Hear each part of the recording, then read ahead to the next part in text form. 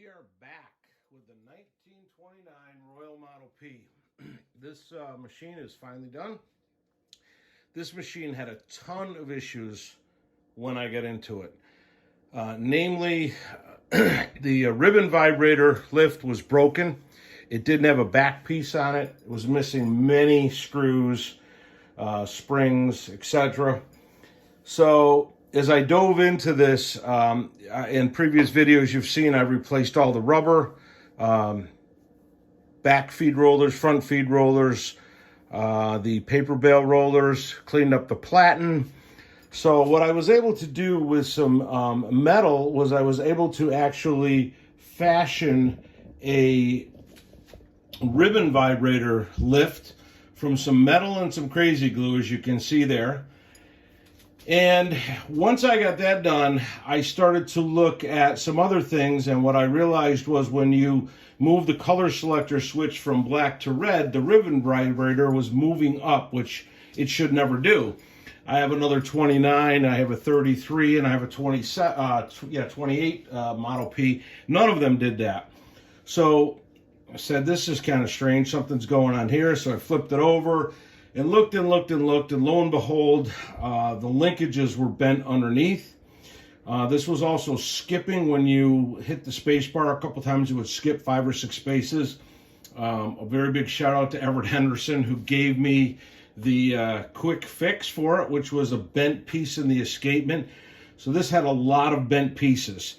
So I was able to get the ribbon vibrator lift back on, then realized that the vibrator itself was bent. It's got a crack in it, but we were able to get it working. I fashioned a piece out of some metal that I had to do a back piece on this. This whole back piece was missing. So I fashioned a back piece on it, cleaned it all up. A couple of the letters were really bad, sticking, not working at all. I got them all to type. I got everything so that it rolls paper now.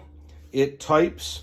It's got new feet on it, but there was a lot of damage that was done inside this. Someone was in there and they bent a lot of stuff. They screwed a lot of stuff up when they were bending. It looks like hammering on stuff. So just as a cautionary tale, you know, when you get these, just take a look at them, you know, to see what it's going to be for work. So, for example, all these screws here, these were missing. I had to find new screws for them. There was no screws on the back, obviously.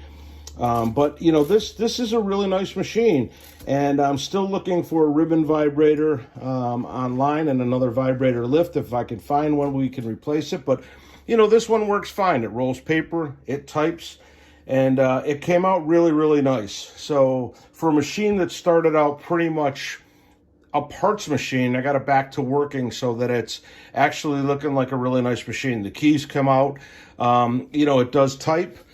And it needs really nothing. We're still in the market for that vibrator if we can find one in ribbon lift, but for now this works. So what I used for that was I used some aluminum flashing, and I cut it into strips.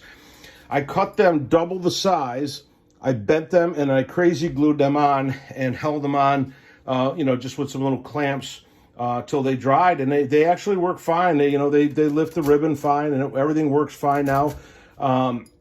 So this is an example of a machine that was in really tough shape, but now it's in really good shape. I hope you've enjoyed these videos.